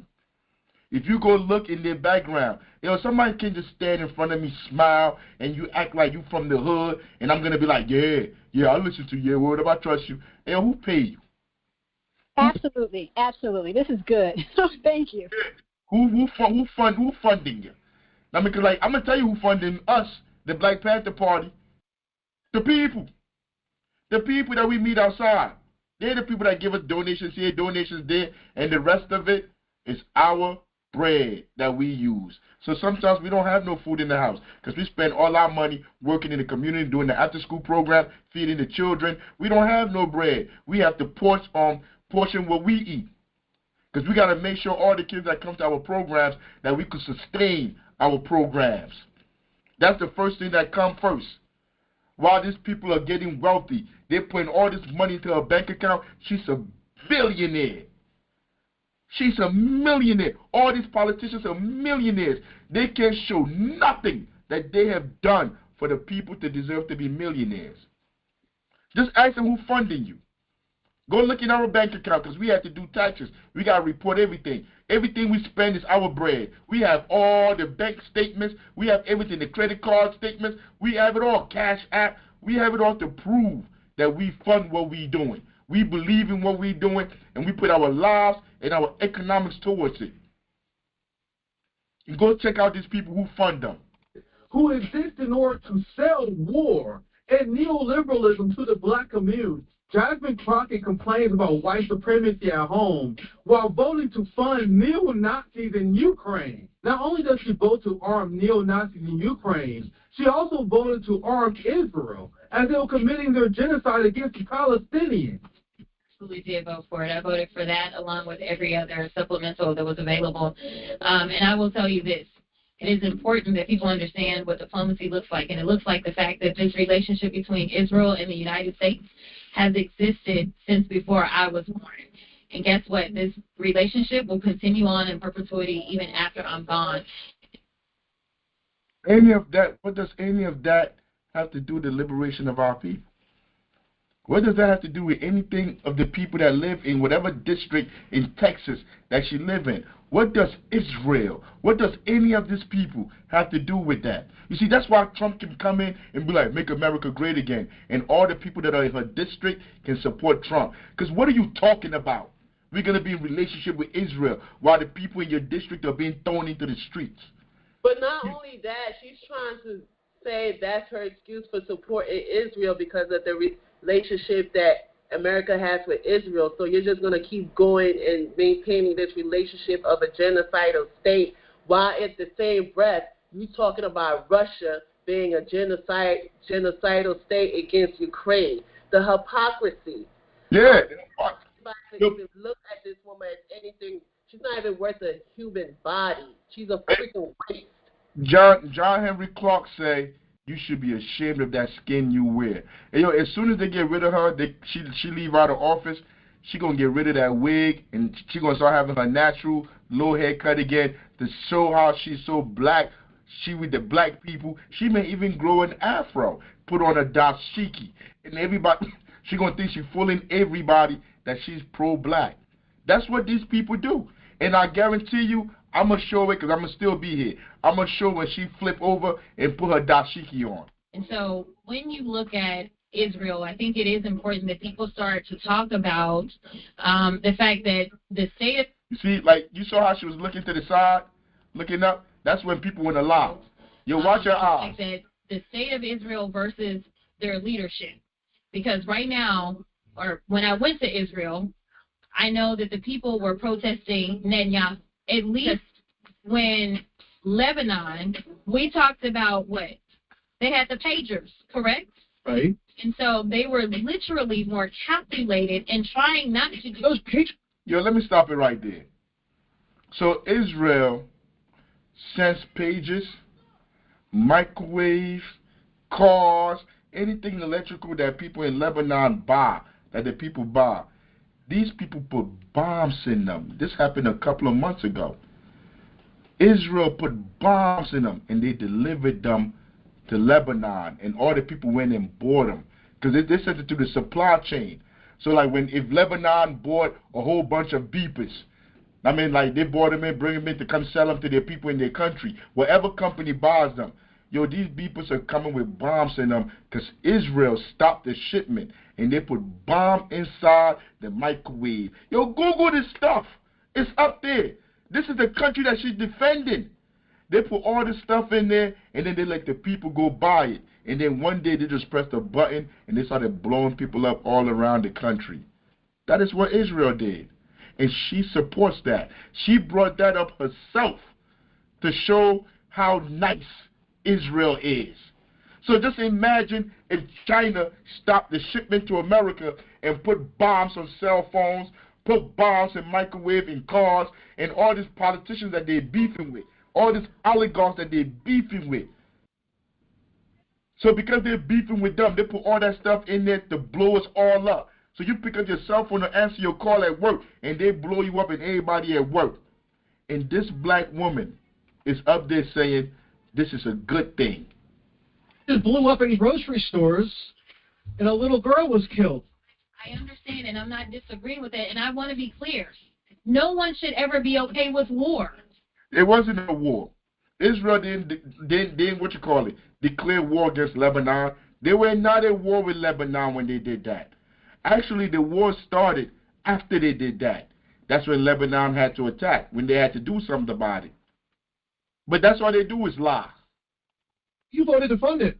No, I did not vote to fund war. What I voted for... Yes, you did. You voted to supply Israel with armaments that they're using in their prosecution of the war. And you see how she talking to him? She got caught off guard. You see, like in that space where she at, she's expecting people that use the same talking points to be questioning her. She did not expect to talk to that man right there. I don't know who he is, but she did not expect to talk to him. Excuse me, because usually that's not how this go. They just ask them softball questions, and then they lie and they carry on. But she's stuck. She's an idiot. She don't know what she's talking about. I mean, she's stuck. She don't even know how to pivot all the lies that she done started, and like she's stuck right now. Jonathan Crockett will have you believe that she opposes white supremacy, and she would accuse all of her Republican enemies of being white supremacists. Meanwhile, she supports the genocidal apartheid state of Israel. Black liberalism is a complete fraudulent ideology. Have you guys ever noticed that as members of the Black Congressional Caucus, who actually tend to be the most hawkish and the most pro-it? You know who that is in the back, right? Big Goofy back there, right? Looking like Big Bird. You see her, Patience? Look at the background. Hello, Monica. Yeah, Goof Troop back there. Yeah. Sideshow Bob face. Look, she back there. She already there. She in the Congressional Black Caucus where they do nothing. That woman right there, LaMonica, we personally witnessed her throw people into the streets in the buildings we lived in. We witnessed it. We used to say, the landlords, the slumlords used to target these people, and we used to get a file and send it to her office. They did nothing. Absolutely nothing. You walk out the building, there's a whole family outside with their bags and their property because the building that illegally kicked them out. We took all that stuff to them. They did nothing. Held nobody accountable. Nobody. Anybody that want to take it for LaMonica, you can take it for. Show me one slumlord that they took to jail. Even though North is leading the country in gentrification, nobody's being held accountable. So they sent her to Congress. And then she go to Congress, they're going to wear their dashikis, put their hand up. I don't know what they're doing. They're all in a cult. But somebody, no talent, or she is the worst politician that I've seen here in North. No talent at all. But I don't know, she's not worse than homeboy, Payne. Payne was slow. Every time I used to talk to Payne, I used to look at him like something wrong with him. Like he kind of slow, but he got that secret of his father. That's how they move. Nepotism. Useless.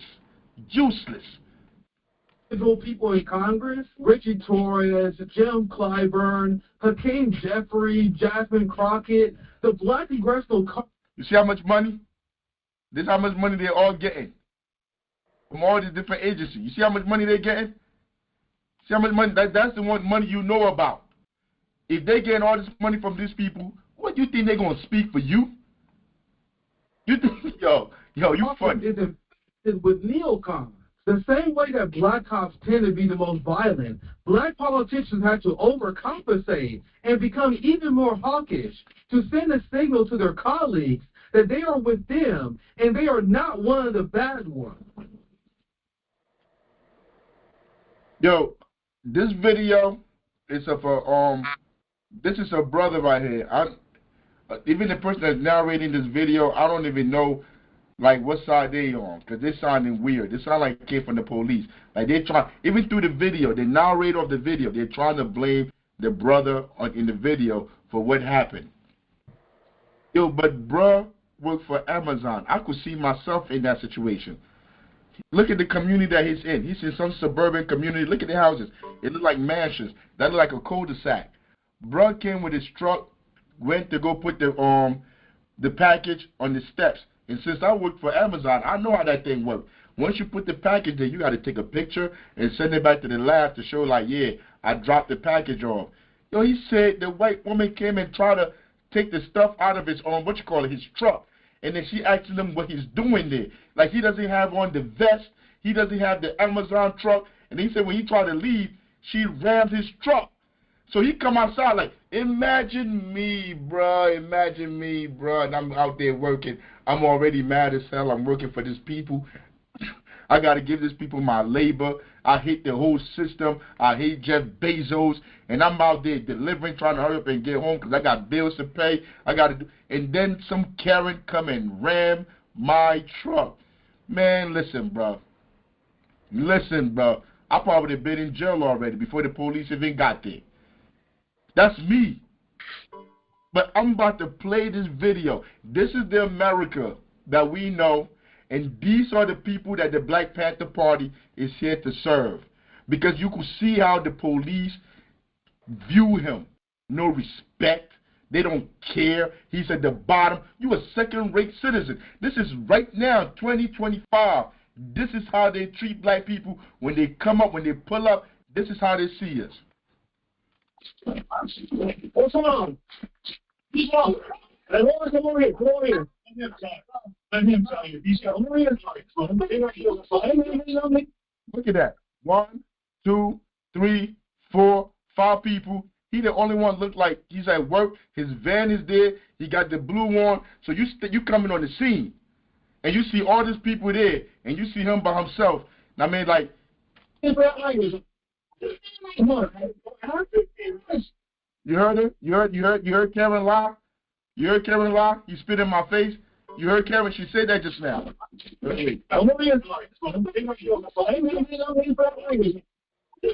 He said he put his hands on me. He put his hands on me. He mad as hell. Listen to the Karen in the back. Come on. You heard how she tried to lie? He spit on my face. The boy got a mask on his face. She said he spit in my face. I'm going to let him. Come on.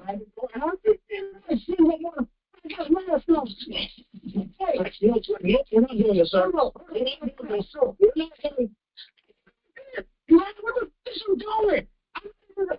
Man, what the f*** you doing? I don't think what you doing? I got you in cuffs right now. You see that black man right there? See that black man right there just standing there? They just rolled up, threw cuffs on him. He must live in that community. So like those people in this community, those his friends back there. So whatever they're doing to this black man right here that got to do this Amazon job, going out here picking cotton, going to go deliver their tissue that they order, all this stuff they order that they need their slaves to come bring it to their homes because they're too lazy to go out and shop. He don't do nothing with them. He come in there and slap the cuffs on them, don't know what's going on, already done arrested them already. It's over. They don't need to tell you you're a second-class citizen. They don't need to tell you nothing. Yo, they show it to you every single day. Yo, I post these videos on my Instagram page all the time, every day. You go on, every day you wake up, there's stuff like this happening. In this country that we say is democratic, that you got laws, that Martin Luther King came in and we had the civil rights movement and we are free. This is how the police treat the people. No, we're not doing this, sir. We're not doing Man, what the f*** you doing? Man, what the f*** you doing? I don't think you're nothing. What you doing? Why you, like what you just saw just now, Like, he just came in. Number one, you're not putting the cuffs on me. Yo, and then I want you to watch the trauma.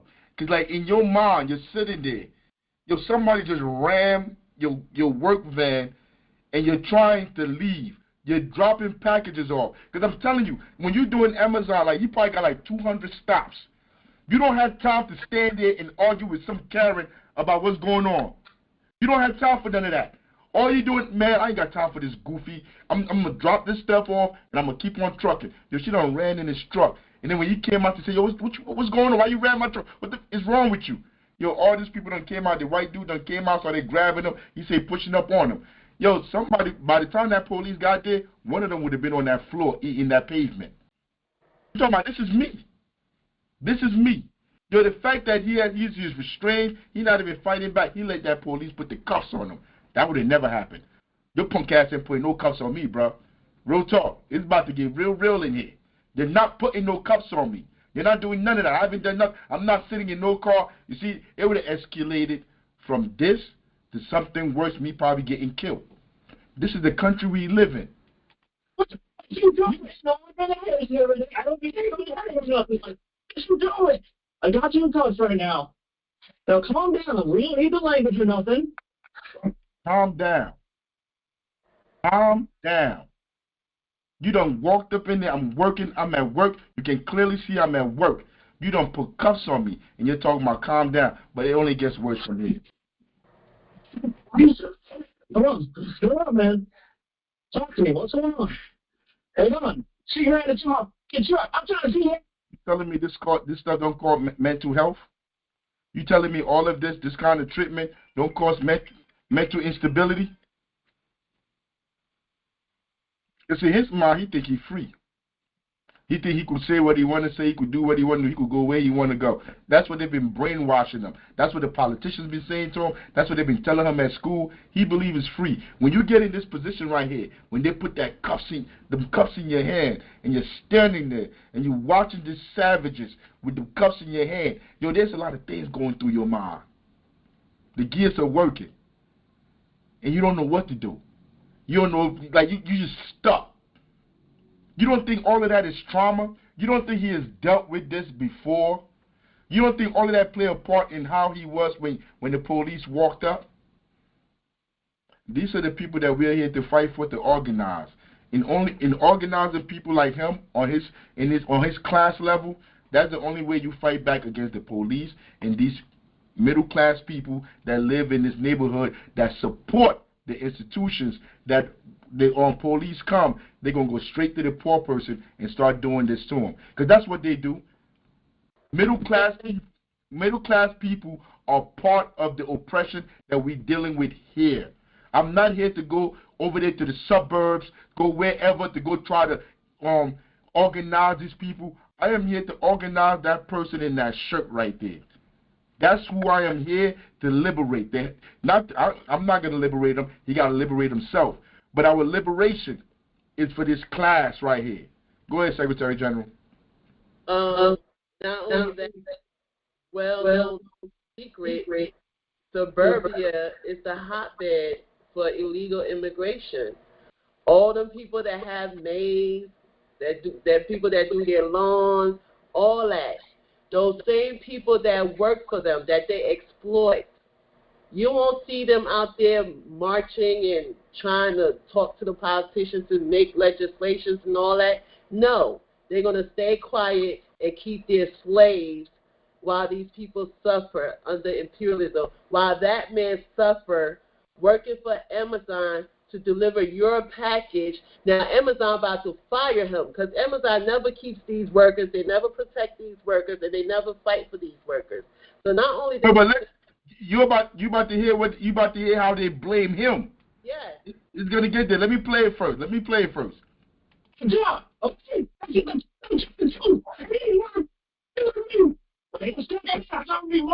Stop there. You think I'm going down?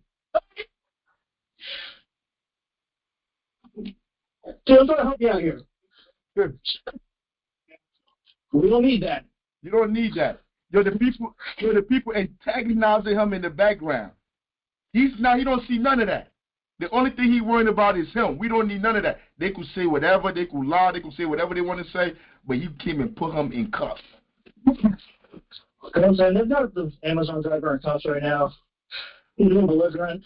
Despite repeated requests to step away from the crowd, the driver doubled down, getting uncomfortably close to the couple's faces and continuing his tirade. You hear that? Like, I don't even know who is this narrating this. I don't even know who's narrating this, bro. But did you hear what he just said? I told you, I got to pick the bags on the front porch, okay? Right? And she refused to listen to me, so I drove up. Then she came in and ran into my truck. Yes, she did. What? That's what they early, man. All right. Yo, you said, okay, so after she backed into your van, what's going on? She ran into my van. That's what I said. I clearly said, right? Yo, you notice how the cop tried to twist it after she backed into your van? He's telling him, like, I'm trying to leave, and she ran into my van. Like, this is how they twist it. Like, whatever report he writes is going to lie about the whole thing. Because he already came there, and he looked from a class perspective. I'm about to lock him up. And those people right there, all those people that stood there, that he didn't say nothing to, and he came and put cuffs on him, they support the police department. They support the police. Until it's one of them that the police do it to, then they want to get all upset. But they support the police. Okay, so she ran into your van. What happened next? Yeah, trying to get the package, and she drew a thing like that. Okay, man. If I take one thing of these things, we'll be cool. You gotta take these cuffs off me, man. All right. You're not doing this or not. I don't know what the hell's going on here, man.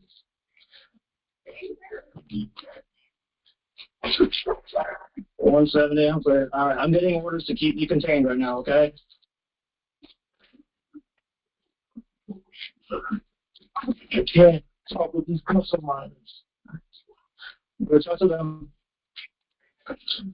I got my supervisor on the way, and he'll give me the clue, okay? The packages are on the front. She can take a picture. That is protocol. Yeah. All right. And she refused to listen, so I drove up. Because I don't have time to be arguing all the time. You got to get out. Yeah, that's all I'm saying. And all these motherfuckers coming in with their cameras and talking all this shit, putting their fucking hands on me, but they not telling you what they do. They only tell you what they do. I tried to drive away. She wouldn't let me. She ran to the van. She ran to the van. And inside the van, grabbed the packages and tried to run off. And I told her, you can't do that. You refuse to listen to me, so I drove off. Did you put hands on her? I put hands on her. Okay. But did you put hands on her? Trying to find ways to lock him up. I was going to put hands on me. I don't see him at cops. You see how you're acting the back of him right now?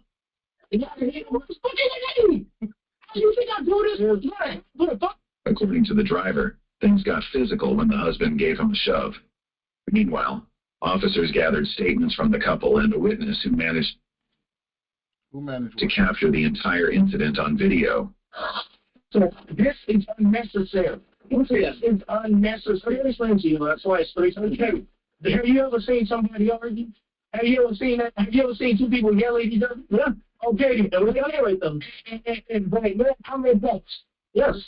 That's the best I can do right now. I never tried to fight. That's fine. So what? Because they're not supposed to be fight. All right, but I never tried to fight them though. I never tried to fight. And this is what happened when backup comes. Why are the cuffs in the front? Why? It's not that. Why does he have cuffs on? Why are the cuffs on the front? That's what he's asking. Now they're about to take the cuffs off and put it in his back. Put him up, put his hands behind his back. This is the police that you people say we need more black people on the force. You think a black person, let's say he wasn't white, he was black. You think it'll be different? You think that black officer would have been like, yo, take the cuffs off and let him go home? Or put the cuffs on the other people? It doesn't work like that. They're here to protect the elites against us, against the masses. That's what their mandate is. Their mandate is not up here to do justice. So he came, he not thinking about all of that. He not talking about them ramming the car, them putting their hands on him, that he had work. They probably been there for like an hour already. They done thrown him off his whole schedule. They're not thinking about none of that. What he's thinking about is, how can we make this more painful for him? How can we make this more humiliating? Why is hands in the front? Because he's handcuffed. What do you think he's gonna do with his hands in the front? You think he's gonna headbutt you, charge you, grab you? Like, what do you think he's about to do? But what we gonna do is put your hands behind your back, make it more uncomfortable. That's why the cuffs is on me. No, they're not supposed to be in the front. They're not supposed to be on me in the first place because I didn't do shit. Okay, well, he's a police officer. He detained you. But them cuffs is not getting on me. After he take that cuff out, yo, we gonna get it shaking. Because you're not cuffing me in my back. That's not in there for you.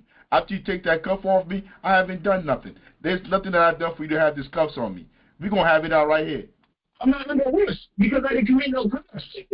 So I'm going to put my cuff, man. Stop pressing me, please. We have been trained to accept this kind of behavior. This is what our political leaders have taught us. This is what the media has taught us. This is what all the leadership in our community has taught us, to accept this behavior. Accept this behavior. Then when you get home later, you can do something about it. You can't do nothing about it. You can't go get lawyers that's going to fight this case because you don't have the money. If you had the money, you wouldn't be working at Amazon. They know that. To sue them, the steps that you got to go through to sue them, they know he can't afford it.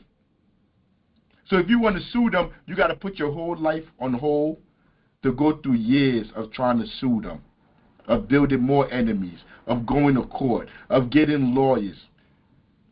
See, this is all the stuff that they don't tell you. But they'll say, you know what, when the police grab you like that, just put your hand behind your back and fight back later. Hey, they're looking at a cell phone of everything that happened. And everything he said happened, that's what they're seeing on his cell phone. And watch what they do after that. It's not a threatening manner or anything. But then him, I think at most it's this fine. Yeah, the famous video. I would say, I don't know what thing. At one point, the driver waved off the husband's attempt to create space by brushing his hand off his shoulder. You heard that? At one point, the driver waved off the attempt from the husband to create space by brushing his hand off his shoulder. Because he brushed his hand off his shoulder, because they say the husband's trying to create space, not put his hands on them, that's a problem. You hear the narrator? Body cam 0783. I got to find out who this narrator is. I'm good. I need that guy again. What is this? I know they don't. So they're blocking him in? They're blocking him in. Excuse me. They're blocking him in.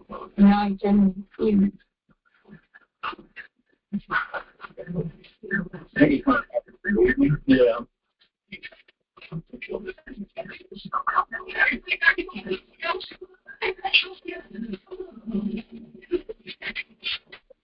Okay. All right. What are you doing about that? You found it. Yeah, they found it. All right. Good. That's ABC.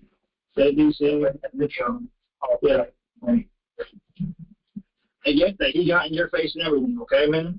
But the problem is, all of his stuff is reacting to you acting the way you did to his wife. Reacting. Yeah, her jumping into that. I get that, man. Yeah. Yo, I get that, man. I'm reacting to her jumping in the van. Yo, I get that, man.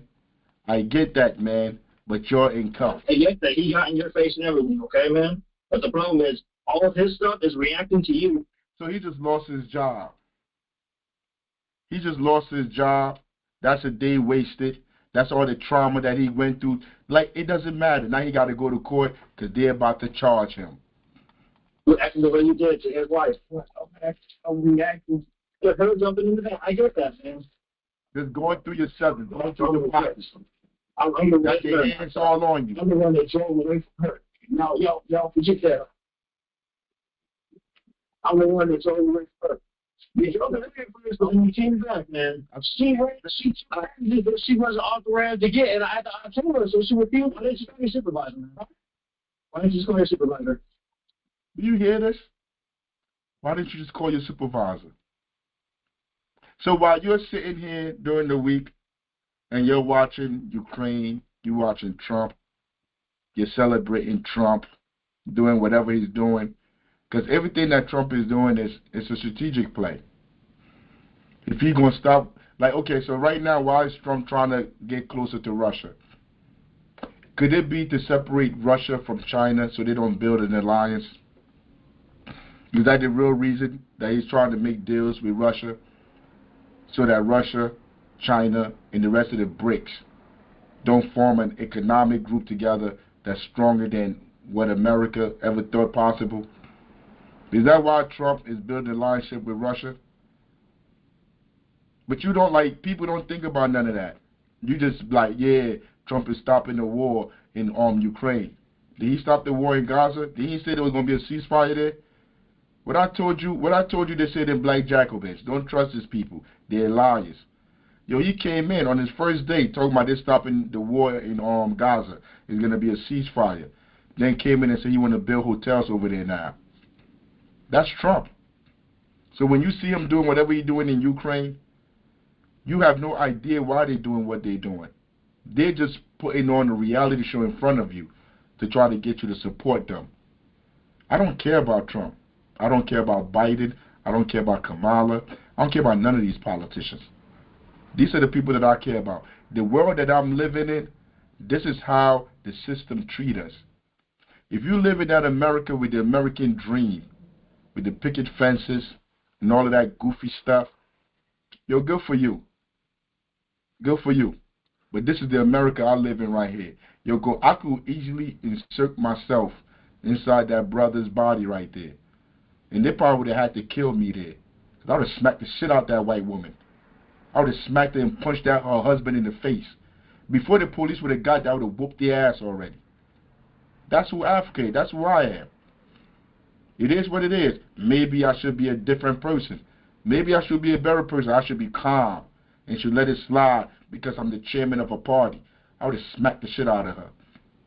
As soon as she hit me with that truck and I came out my car, I probably would have flipped her car on top of her. That's how angry I would have been. Because I live with the trauma. You see, unlike most people, I read and I study and I see what these people have done to us. Not just white supremacy. I'm talking about people that look like us. I'm talking about white women. I'm talking about middle class people. I've seen what they've done to the people like me in my class.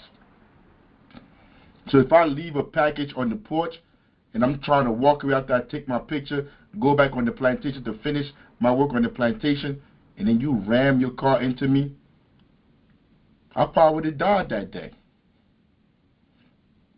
All because of these people. Because I'm not taking it no more. I'm not taking it. I'm not taking it with my children.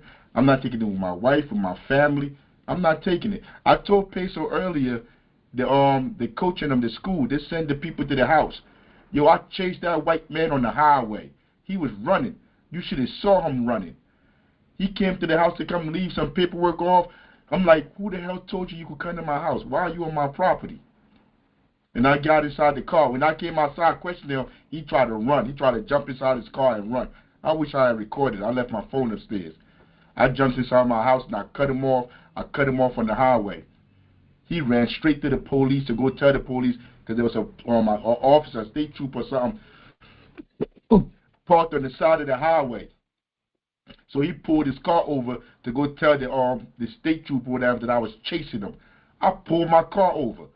And I asked him, what the F you doing at my house? If you ever come back to my house again, we're going to have problems because the police is right there. Police like, what's going on? I'm like, this motherfucker just came to my house and left something at my house, and I'm asking him what he was doing there, and he just got in his car and ran away. I'm trying to find out what he was doing there. So the police questioned him in front of me, and he said he came and bring the letter for us not to go back to the school no more. I'm like, don't nobody want to go to Drew University. I'm like, that school is racist.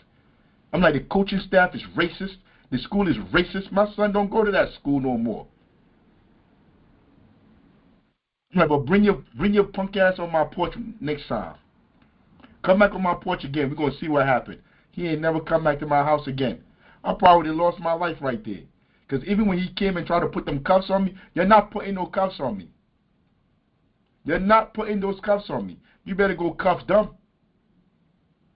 And that's why I can't be in these spaces right here. Know thyself. I can't be in these spaces. I can't work for Amazon. I can't work for these people. I can't be around it because I understand I might end up dying. Because ain't no Karen playing this with me. And if I'm dead, that Karen is coming with me. Her Karen and her husband, they're coming with me. Have them help you out with figuring out.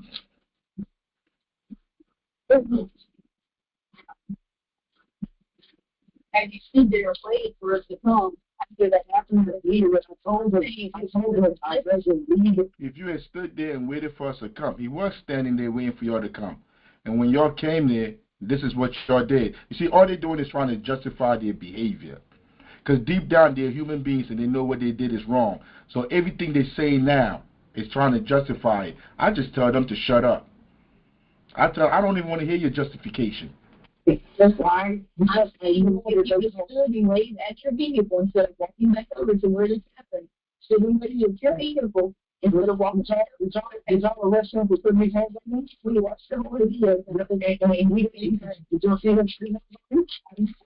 Okay, so why did the video go? Because she ran a situation. He put his hands on me. I'm the one that because I'm yelling at person. It's only conduct. It's only conduct. Hey, yo, using your car to ram into somebody. Yo, you know how I know? Because I've been to prison, I've been to court, I've been all of this. Yo, using your car. Your car is a weapon. You ram that car into somebody, you just committed a felony. You use that weapon to commit a crime. That's a felony, man. But you're locking him up. What did they say for disorderly person? Because he was cursing, he was yelling because they ran into his car and they put their hands on him. So like that's you got other bigger crimes that you're supposed to be locking people up for, but they locked them up for a misdemeanor. Hey yo, disorderly person, you're gonna go down to the courthouse. They're gonna take you down to the precinct. You're gonna sit there. They gotta write you a summons and you're going home. You're not going to jail. You don't even worry about it. Just sit back in the car, relax, take a deep breath. Take a deep breath. Understand the society that you're living in. Understand that America is still a racist country. That these people don't care about you. They might kill you. Just take a deep breath.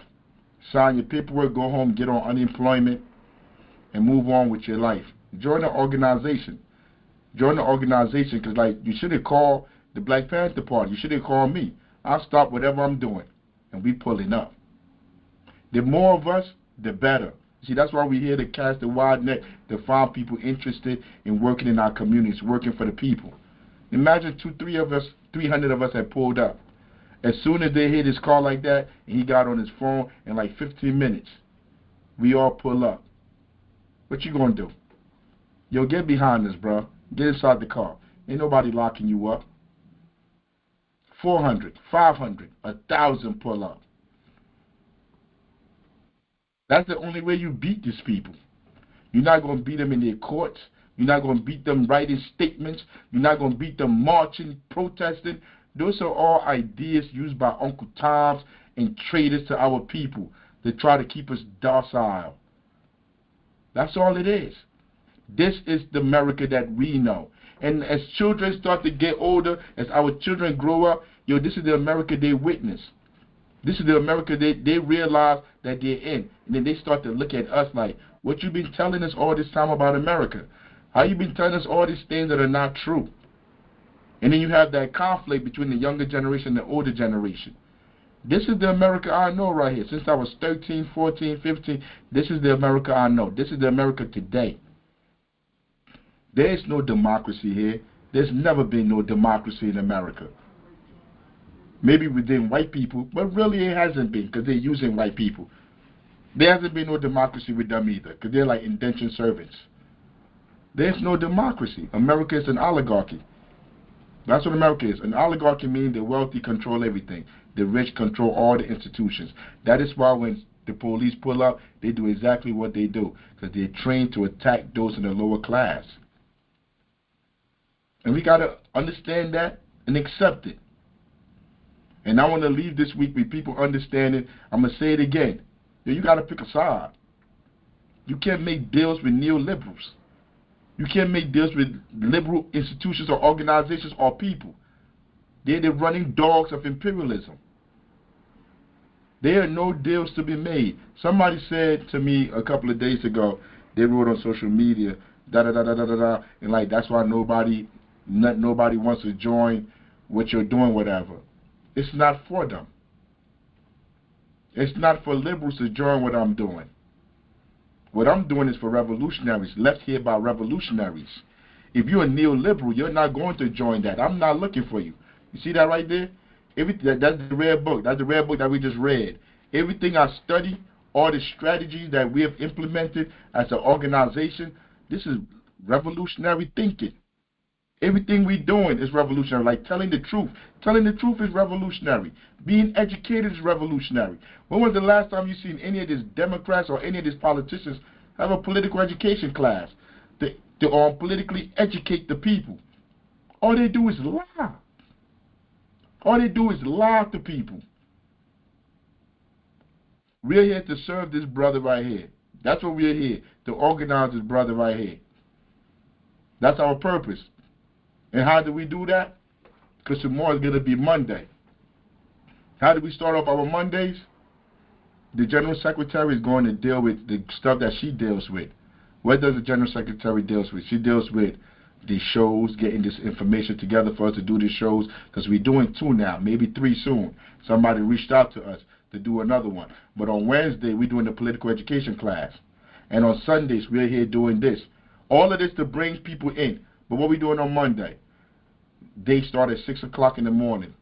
Go pick up all the children as part of our organization, the ones that need rides, and we make sure we take them to school. But while we're doing that, we're showing them discipline, how to show up every day, how to be on time. We're not just saying it to them. We show them in actual practice what it means to be present. To be present and accounted for.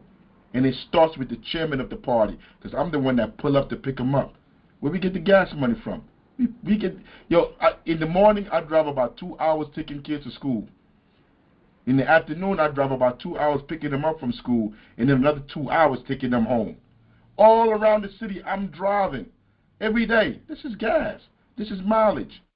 After school we pick them up. We go to the after school program where we teaching them about math, Black Panther, like our purpose here, teaching them our history, teaching them how to protect themselves because they do boxing. Then we feed them. Then we put them all in the car. We drop them all off for another 2 hours. All right, so if you live in Newark, New Jersey, so we start off from the gym. After the gym is over, the kids that's in there, all of them don't need transportation, but probably like 13, 14 of them, 10 maybe need transportation. So now you got to leave from Sunset and South Orange Avenue. Got to go to East Orange. Come back from East Orange. Go all the way to the south on Chancellor Avenue. Drop kids over on Chancellor, Wainwright. Go down to what? What's the name of that street? I don't remember right now. But go down in the south. Then after you're done with the south, I come all the way back across down to 13th Avenue. Drop off kids over there by 13th Avenue. Remember, this is around traffic time. Drop them off over there, then go all the way down to Broad. Drop a kid off on Broad and drop them off in between. That's like 2 hours of driving just to drop them off. But why are we doing all of that? Because if you want to build a foundation, you want to build anything, then you have to start with the children. You have to educate the children. We don't have a lot of money to go build a school, so we started an after-school program. So it's about 20-something kids that's part of our after-school program every day that we take care of, that we feed, that we work with Monday, Tuesday, Wednesday, Thursday, Friday. While the Secretary General is doing doing the housing, helping people stay in their homes, writing up documents for them to go to court, going to court with them.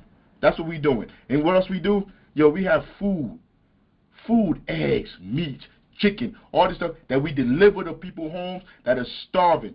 This is all during the week.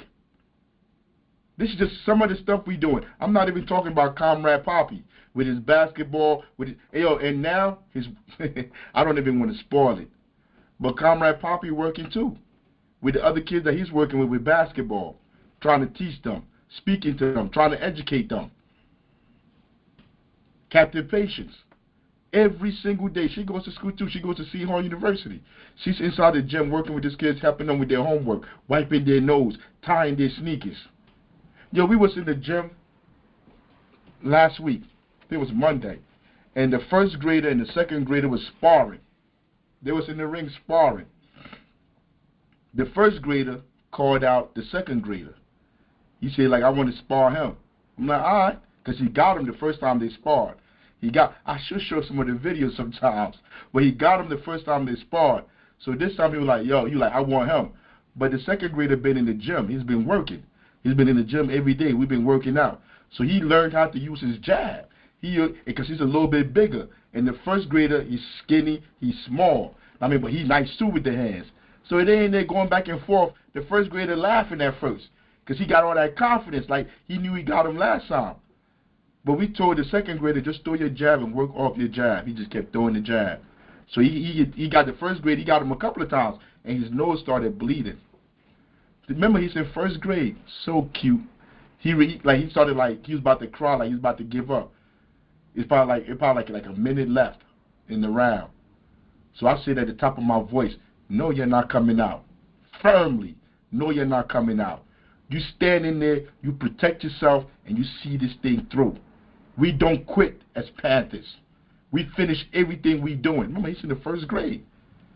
So he finished the round, and he came over there to me, and I looked at him, I'm like, I'm so proud of you. I looked right in his eyes. I'm like, I'm so proud of you. Because he was kind of crying and stuff. I'm like, I don't know why you're crying for. I'm like, you stood in there, you stood in that circle, and you finished. You accomplished your task. I'm like, are you dead? He was like, no.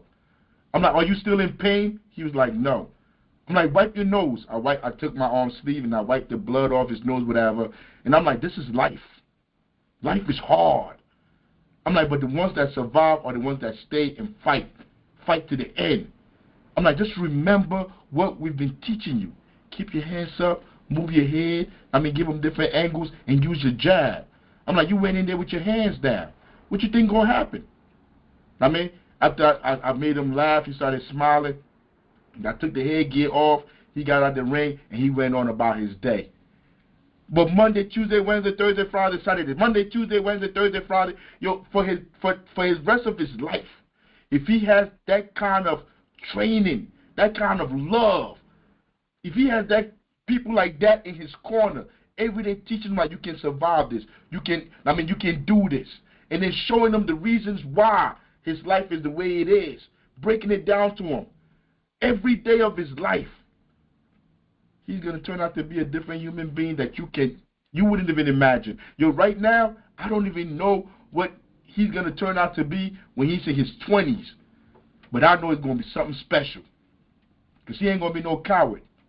He's going to be intellectually fit and strong enough to understand his purpose. That's what we do. We build that foundation every day.